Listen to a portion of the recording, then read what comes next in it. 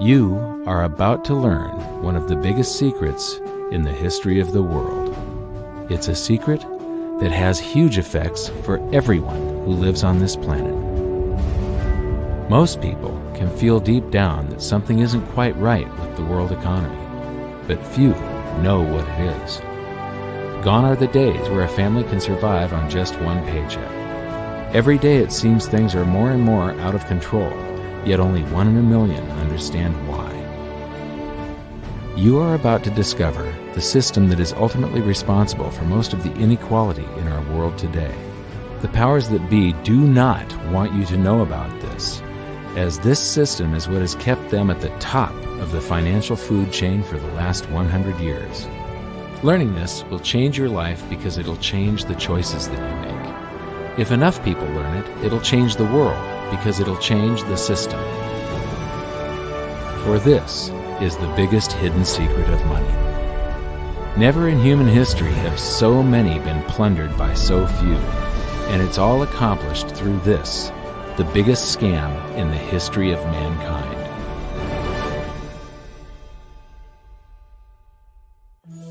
They say that money doesn't grow on trees, but the truth is that the modern banking system creates currency far faster than trees can grow.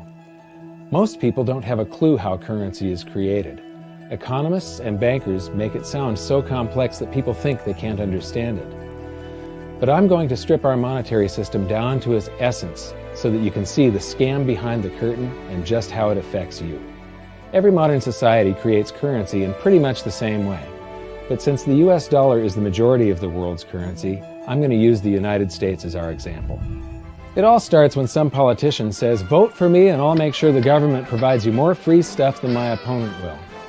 But there's no such thing as a free lunch. So to provide that supposedly free stuff, the politicians vote for the country to spend more than its income. This is called deficit spending. To pay for that deficit spending, the Treasury borrows currency by issuing a bond. So what's a bond? If you think about it, a bond is really nothing but a glorified IOU. It's a pretty piece of paper with numbers printed on it that says, "Loan me $1 trillion today, and I promise over a 10-year period I'm going to pay you back that $1 trillion plus interest." But what you need to understand is that Treasury bonds are our national debt. These glorified IOUs are to be paid back by you and I and our descendants through future taxation. Therefore, when the government issues a bond, it steals prosperity out of the future so that it can spend it today. The Treasury then holds a bond auction, and the world's largest banks show up and compete to buy part of our national debt and make a profit on it by earning interest. You'll notice that as we move through this process, the big banks are there, taking a cut every step of the way. This isn't by chance, as you'll see shortly. Then, through a shell game called open market operations, the banks get to sell some of those bonds to the Federal Reserve at a profit. To pay for the bonds, the Federal Reserve opens up its big old checkbook and writes bad, bogus, counterfeit checks that should bounce because they're drawn on an account that always has a zero balance. There isn't 1 penny in there. To quote from the Boston Federal Reserve, "When you or I write a check, there must be sufficient funds in our account to cover that check. But when the Federal Reserve writes a check, there is no bank deposit on which that check is drawn. When the Federal Reserve writes a check, it is creating money." The Fed then hands those checks to the banks, and at this point, currency springs into existence. The banks then take that currency and buy more bonds at the next Treasury auction. But what is a check? A check is also an IOU. When you write a check, you're making a note that says, "Here's my IOU for cash. All you have to do is go to the bank and pick it up." Now, it's very, very important that you understand this process because we're going to come back later and show you the devastating effect this has on you. The Treasury issues IOUs, bonds. The banks then buy those IOUs with currency. The Federal Reserve then writes IOUs, checks, and hands them to the banks in exchange for the Treasury's IOUs, the bonds. And currency is created. So what's really happening is the Federal Reserve and the Treasury are just swapping IOUs, using the banks as middlemen, and abracadabra, presto, currency magically springs into existence. This process repeats and repeats over and over again, enriching the banks and indebting the public by raising the national debt.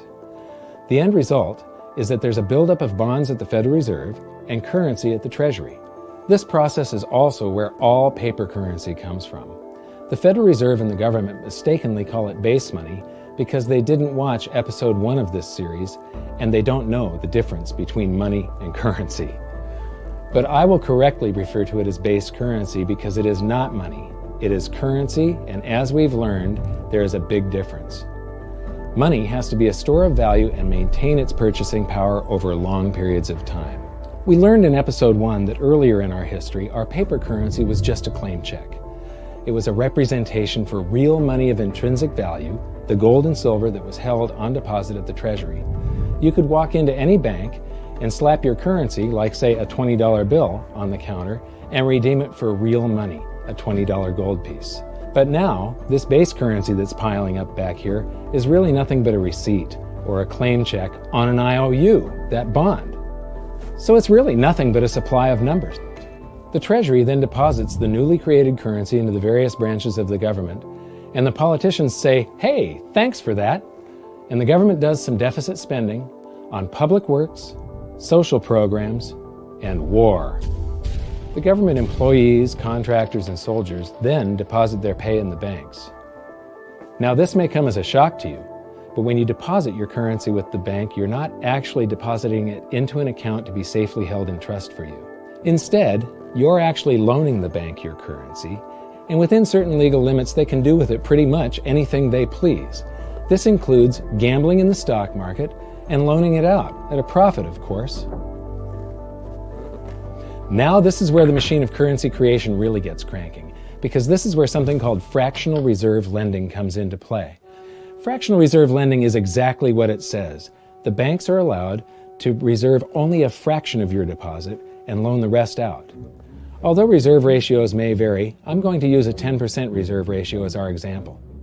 If you deposit $100 in your account, the bank can legally take $90 of it and loan it out without telling you. The bank must hold $10 of your deposit in reserve just in case you want some of it. These reserves are called vault cash. But why does your bank account still say you have $100 if the bank has stolen $90 of it? Because the bank left IOUs it created, called bank credit, in its place. Now I know this sounds crazy, but here it is in black and white from the Fed. Commercial banks create checkbook money when they grant a loan simply by adding new deposit dollars in accounts on their books in exchange for a borrower's IOU. These are nothing but numbers that the banks type into their computers. And even though these bank credit IOU numbers are very different from base currency numbers, because they only exist in computers, they are still currency. So now there is $190 in existence. Now, the reason people take out loans from the banks is to buy something. They're going to buy a house or a car or something like that. So the borrower takes the $90 that the bank loaned to him from your account, and he pays the seller of the item. But then the seller deposits that currency into his account, and his bank loans out 90% of that and leaves bank credit numbers in its place. So now there's $271 in existence. This process repeats and repeats until under a 10% reserve ratio, an initial deposit of just $100 can create up to $1,000 of bank credit, all backed by $100 of vault cash, just 10%. But as I said, reserve ratios vary wildly. On some deposits, it's 10%, on others, it's 3%, and on some forms of deposits, reserve requirements are 0. The result is that the expansion of the currency supply by the banks is far greater than even this example would lead you to believe. So once again, when currency is deposited in the banks get to lend it out, and then it gets redeposited and relent, redeposited and relent, redeposited and relent over and over again, creating bank credit all the way. This is where the vast majority of our currency supply comes from. In fact, 92 to 96% of all currency in existence is created not by the government, but here in the banking system. Now, massive amounts of currency spewing into society may at first sound like a fun idea. That is, until you remember one of the most important hidden secrets of money from episode 1, that the prices of everyday goods and services act as a sponge on an expanding currency supply. The more currency we have, the more prices rise. This is where inflation comes from. The true definition of inflation is an expansion of the currency supply. Rising prices are merely the symptom. So our entire currency supply is nothing but a couple of bucks whipped up in this hocus-pocus scam where the Treasury and the Federal Reserve swap glorified IOUs, and a bunch of numbers that the banks just type into their computers. That's it. That's our entire currency supply. It's nothing but a supply of numbers. Some of them printed, most of them typed, and there is nothing else. But if you thought that was crazy, get ready to enter the twilight zone of modern economics. We work for some of that currency supply. True wealth is your time, but we trade away moments of our lives, hour by hour, day by day, and year by year, for numbers that somebody printed on pieces of paper or just typed into a computer. Now those numbers represent our blood, sweat, tears, labor, ideas, and talent. We are what gives the currency its value. But here comes the really cruel joke. We work hard so that we can save some of that currency, so that we can pay the tax collector. In the United States, it's known as the IRS. They then turn it over to the Treasury so that the Treasury can pay the principal plus interest on that bond that the Federal Reserve bought with a check drawn on an account that has nothing in it. Now let's do a recap on this section, because this is where the system begins to rob you and I on a massive scale. Much of our taxes are not used for schools, roads, and public services, but to pay interest on bonds that the Federal Reserve bought with a check drawn on an account that has nothing in it. The Federal Reserve is committing fraud. But here's one of the biggest secrets of them all. Before the establishment of the Federal Reserve, there was no need for personal income tax. The Federal Reserve was created in 1913, and that very same year, the Constitution was amended to allow income tax. Do you really think this was just a coincidence? Ask yourself how much income tax you've paid over your lifetime. Much of it has been silently siphoned away into the hands of those who own the system. Yes, this system has owners. Who they are is an even bigger secret that we'll get to shortly. But first, we need to understand the mumbo-jumbo of the so-called debt ceiling. It's all based on a huge paradox. There was interest due on that bond, and there was interest due on every one of those loans that the banks made. That means that there is interest due on every dollar in existence. Let me ask you something. If you borrow the very first dollar into existence, and that's the only dollar that exists on the planet, but you promise to pay it back plus another dollar's worth of interest, where do you get the second dollar to pay the interest? The answer is that you have to borrow that one into existence and promise to pay it back with interest as well. So now there are $2 in existence, but you owe $4, and so on and so on. The result is there's never enough currency to pay the debt. There is always more debt in the system than there is currency in existence to pay the debt. Therefore, the whole system is impossible. It is finite. It will come to an end one day. What would happen if the government stopped borrowing to do deficit spending? Are the payments on those treasury bonds going to stop? What would happen if the public stopped borrowing and going deeper into debt? Are your house and car payments going to stop? No. There is a payment due every month on the principal plus the interest on every dollar in existence, and those payments do not stop. If we stop borrowing, then no new currency is created to replace the currency that we used to make those payments. Whether you're making a payment on a loan or paying tax to make a payment on a bond, the portion of the payment that goes to pay off the principal extinguishes that portion of the debt. But the debt also extinguishes the currency. Currency and debt are like matter and antimatter. When they meet, they annihilate each other. If we just pay off the principal only on all the loans and bonds that exist, the entire currency supply just vanishes. So if we don't go deeper into debt every year, look what happens. The whole thing goes into a deflationary collapse under the weight of those payments. Politicians and pundits alike talk about balancing the budget, paying down the debt, and living within our means. They don't understand that that is deflationary. It is impossible to do under our current monetary system without collapsing the whole economy. This is why any talk of a debt ceiling is not only ridiculous, It's delusional. The system is designed to require ever-increasing levels of debt just to continue. And that's why politicians will always kick the can down the road and raise this so-called debt ceiling over and over again until the whole system finally collapses under its own weight. In other words, they don't want it to collapse on their watch. The Founding Fathers of the United States knew the dangers of central banking and fought to free themselves from this very thing. The Revolutionary War started out as a tax revolt, but now we must pay tax just to have a monetary system. Having just suffered through the hyperinflation of the continental dollar, which was printed into oblivion to finance the Revolutionary War, they understood the dangers of fiat currency and debt-based monetary systems. So to protect future generations from institutional theft and out-of-control government, they wrote into the Constitution that only gold and silver can be money for the simple fact that you can't print them. Our current system is not only unconstitutional, but it robs us of the liberty and prosperity our forefathers fought and died for. We are all feeling the effects of ignoring the Constitution right now. By forcing more currency into circulation, our purchasing power is diluted. Inflation is a slow and insidious stealth tax that is simply the result of this debt-based monetary system. This system empowers and benefits those who create the currency and receive it first, as they get to spend it into circulation before it has an effect on the economy.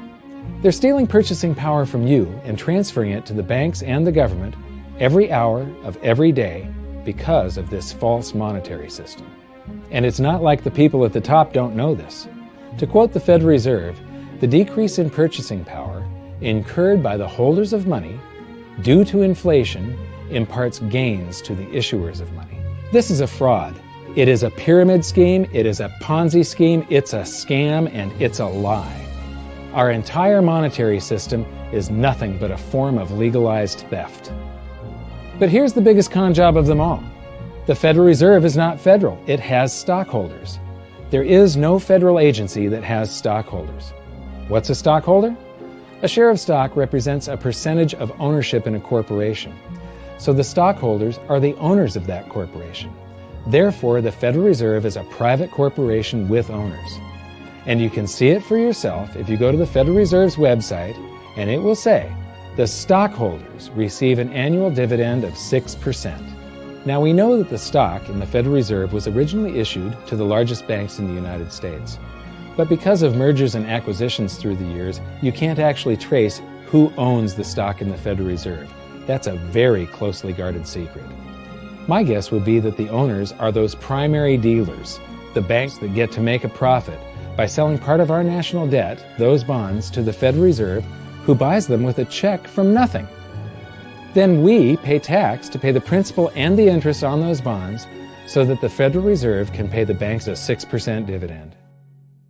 Don't be alarmed if you don't quite comprehend the deception of this system at first glance. Very few people do. It is purposely complex.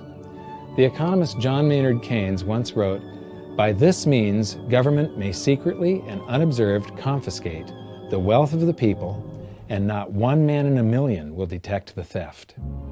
I believe that presented correctly, anyone can understand this system, regardless of how complex it is. So let's do a recap and break it down even more. The way the system works is that, step 1, the government creates glorified IOUs. These bonds increase our national debt and put the public on the hook to pay it back. Step 2, IOUs are swapped to create currency. The Treasury sells the bonds to the banks. The banks then turn around and sell our national debt at a profit to the Federal Reserve, which they probably own. The Federal Reserve then opens its checkbook that doesn't have a penny in it and buys those IOUs with IOUs that it writes, checks, on a checking account that has a zero balance. Then they give those checks to the banks and currency just springs into existence, and then the whole process repeats. This results in a buildup of bonds at the Federal Reserve and currency at the Treasury, which is really just a supply of numbers. The Treasury then deposits the numbers in the various branches of the government, and we get to step 3. The government spends the numbers on promises, public works, social programs, and war. Then the government employees, contractors, and soldiers deposit their pay into the banks. And we get to step 4, where the banks multiply the numbers by magically inventing more IOUs through fractional reserve lending, where they steal a portion of everyone's deposit and lend it out. That currency gets redeposited, and then a portion is stolen again. And the process repeats over and over, magnifying the currency supply exponentially. Then we work for some of those numbers, which brings us to step 5, where our numbers are taxed.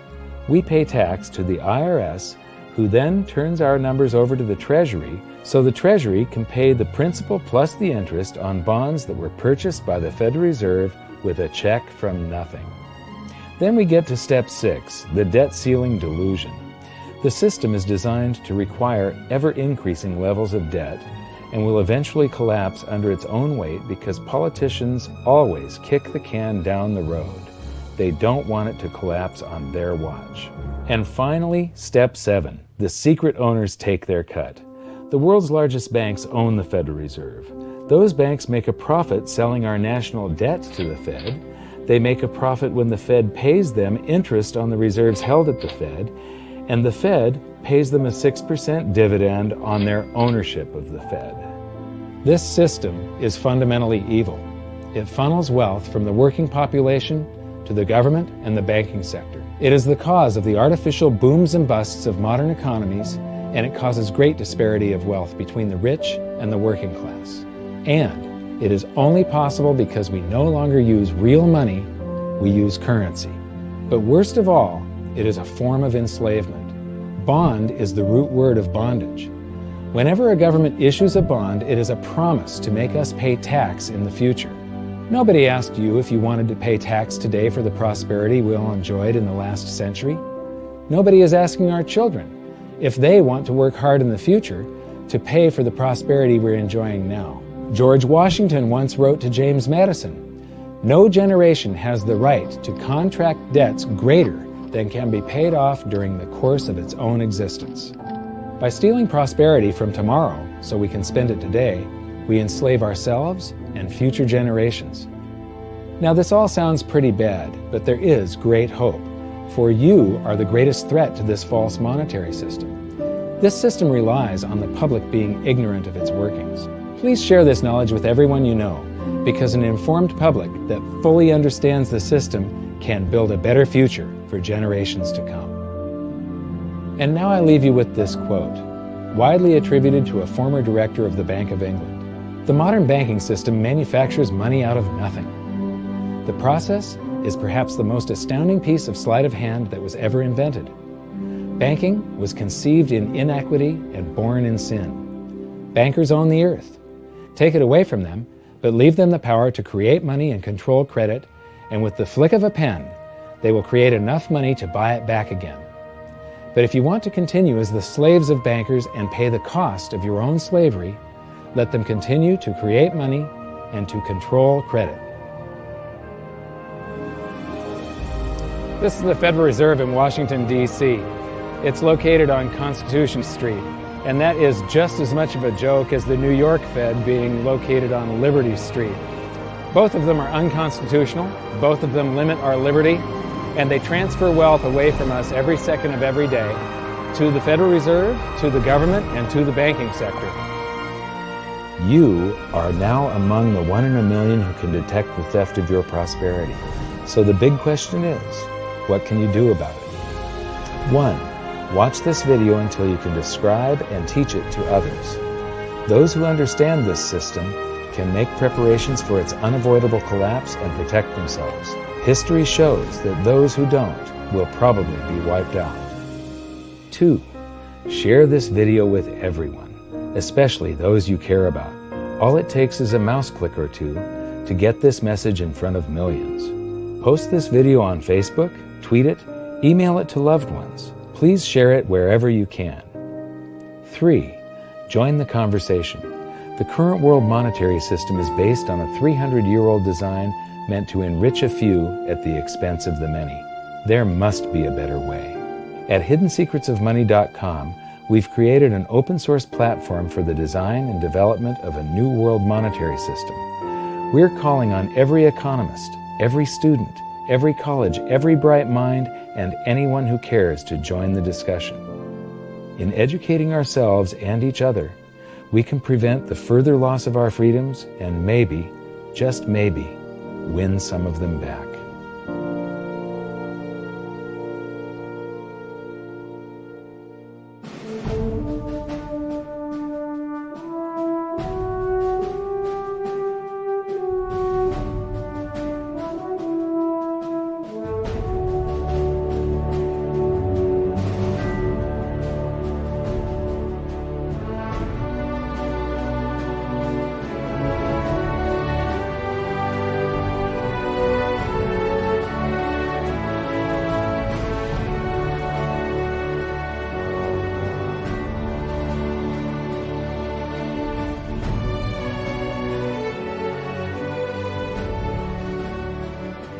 I think your episode 4 is very beneficial, very helpful. It's going to introduce these ideas to a lot of people, and like I've just been talking about, we have to change people's mind, and the more they understand it, the better.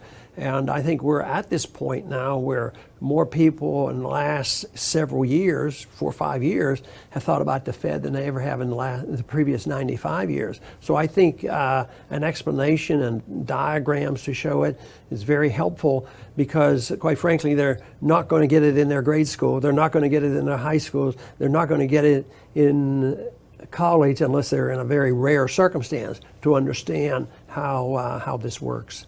You know, for years before I got involved in really studying gold and some of the things I write and talk about today, I was a monetary economist for decades. You know, in your video, you talk about the primary dealers. I was chief counsel and chief credit officer, one of the largest primary dealers for 10 years. So I had an inside seat on the Treasury market and have the privilege of working with several former vice chairmen of the Board of Governors, Manley Johnson and David Mullins, going back to the 80s and 90s. So I'm very immersed in what you were talking about, and I thought it was extremely accurate, extremely clear. I didn't think you were stretching on any points. It was really like something out of a PhD course, except that it was very easy to understand. I think it's accessible. I think we're seeing a little bit of a revolution in communications in the following sense. You know, as you point out, the Fed was created in 1913. Well, in 1913, there was no web, there was no YouTube, no Twitter. There was really no one to kind of stand up and oppose the Fed or call them out, if you will, or really get into a discussion that everyday Americans could follow. That's not true now with social media and everything else. You can reach out to millions and tens of millions of people and tell them what's going on. I think you've done that.